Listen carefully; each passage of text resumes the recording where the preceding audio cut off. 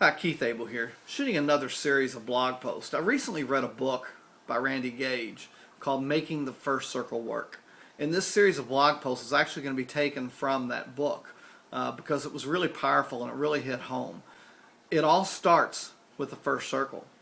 And basically what we're going to be going over is what Randy Gage calls, the law of the first circle.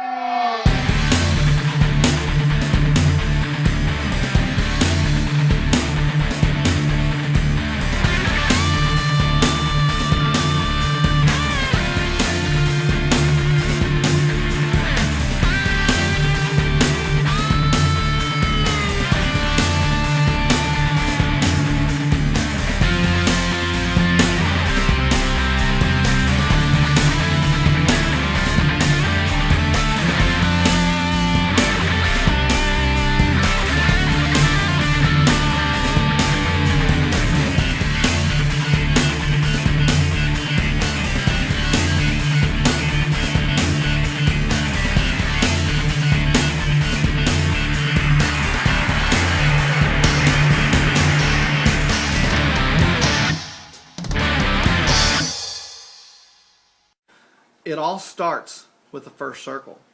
And basically what we're going to be going over is what Randy Gage calls, the law of the first circle. It's where duplication lives.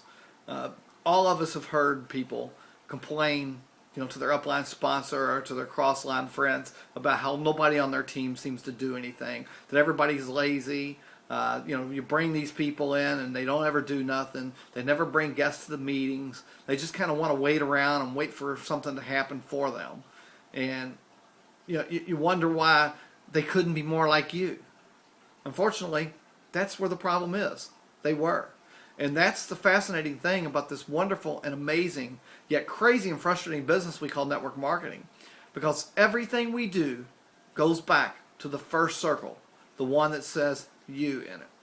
Now, that's not a popular viewpoint to be sharing in the business today. Many people demand spillover, and they see it as their birthright. We have a society that believes that everything's owed to them. So if their sponsor hasn't built out a good portion of their structure for them, they're quick to place the blame on the sponsor for the less than successful results they're experiencing. Yet others place the blame on their team. It's very easy to fault our people and insist that they haven't done enough to make us rich. But of course, there are no employees in our business, and we lead an all-volunteer army. The bonus check that you receive every month has your name on it, nobody else's. Once you accept that, you're ready to create success. And to do that, you must operate in according with the law of the first circle. We are responsible for going first, testing the way, finding what works, and then sharing that information with those we bring into the business. We are a unique combination of mentor, coach, teacher, commanding officer, and partner. People don't work for us. They work for themselves. But of course, what they do impacts our own results and our own income. When you can't hire and fire people, you're forced to learn how to inspire, to lead, and partner for a common goal. So that's where we begin, because you can do all those things by the way you run the first circle. And the first circle is the only thing that you can really control.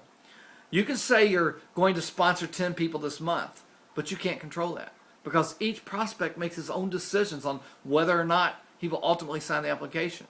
You can set a goal to reach a certain rank by a certain time, but again, that's not in your control either. We're going to talk about the things you can control. And the paradox is that when you control your own circle, that influences all the other circles in your organization.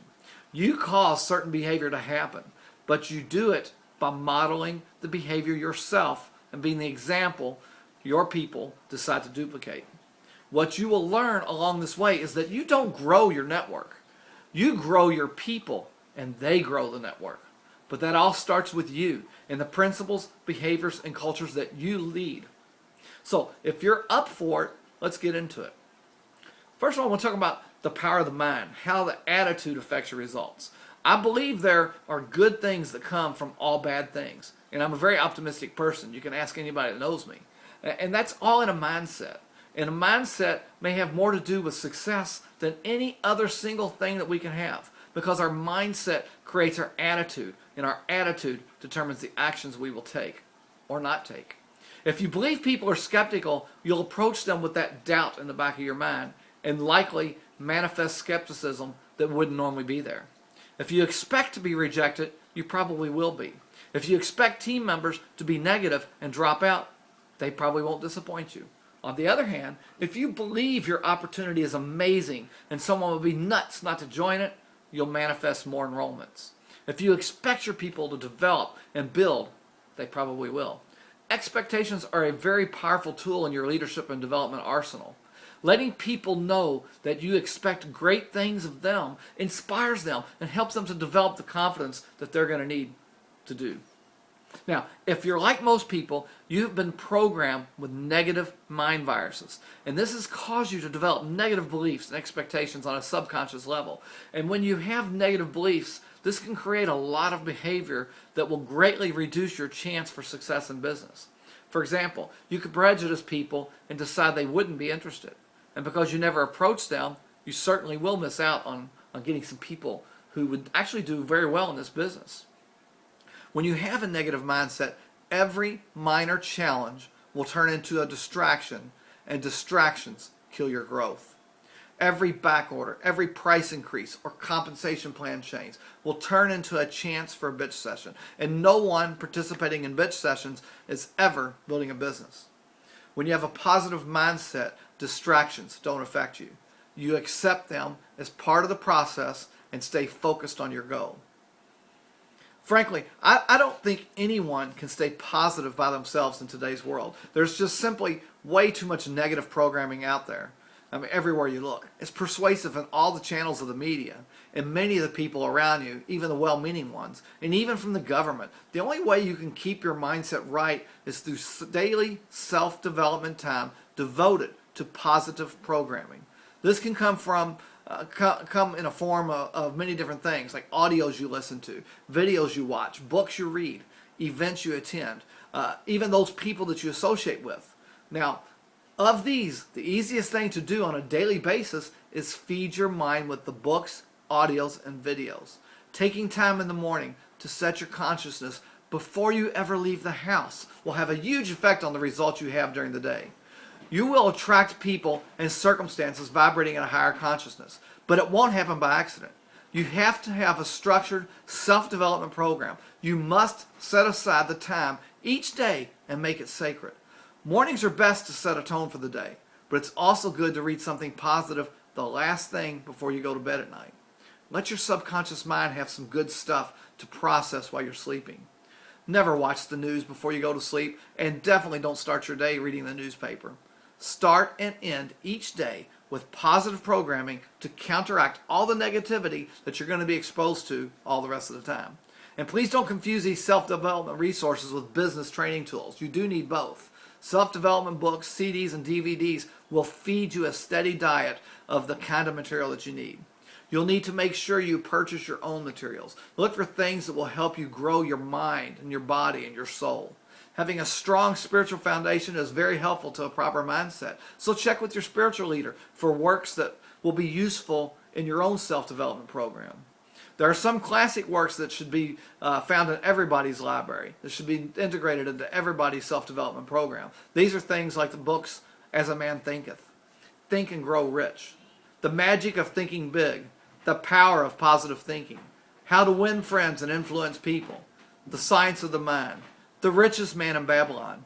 You'll also find audio and video programs by Jim Rohn, Wayne Dyer, and Deepak Chopra provide great content for accelerating your personal growth. In the book As a Man Thinketh, there's a section about failure. The author James Allen states, even if he fails again and again to accomplish his purpose, as he necessarily must until weakness is overcome, the strength of character gained will be the measure of his true success, and this will form the new starting point for future power and triumph. And how true is that in our business too? Do you really get it? You see, it's not about avoiding rejection or challenges. Challenges are the stepping stones that develop character and skills and ultimately allow you to prevail. We talk a lot about dreams in our business. This is necessary because it is our dreams that will cause us to find the time, face the fears, and the perseverance to get through the challenges. You must be willing to fight for your dreams against the negativity of the herd. Reduce your time with the dream stealers. Be the #1 investor in your dreams. If you don't invest in yourself, it's probably a bad investment for everybody else. Feed your dreams on a daily basis. Spend more time on your self-development than you do at the coffee shop. Build your own dream instead of borrowing the dreams of others. Feel it, see it, smell it, and taste it. Build a dream so compelling it pulls you toward it. Then use affirmations and prosperity maps, dream boards, to keep it in your consciousness. Your dream needs to be as big as you are. And if you make it bigger, it makes you bigger. Making a public declaration of your dreams will recruit the people who will help you and expose those who will undercut you. So make your declaration and set aside time every morning to work on your attitude and self-development. The opposite of success is not failure. It's mediocrity. Failure is actually part of the success process. And to reach true success in our profession or any other profession worth doing, you must be willing to pay that price, the price of building skills and character. Now, none of us likes facing rejection, having people drop out, or any one of the dozens of other challenges that you're going to face in growing a strong business and strong team. But if you practice daily self-development, you will recognize these challenges for what they are and work through them to reach success on the other side. I hope you enjoyed this message today. I hope you hit one of the buttons on this page to subscribe to my blog post. And in the next post, we'll continue this discussion on how you are what controls the entire organization. I'll talk with you again on the next blog post.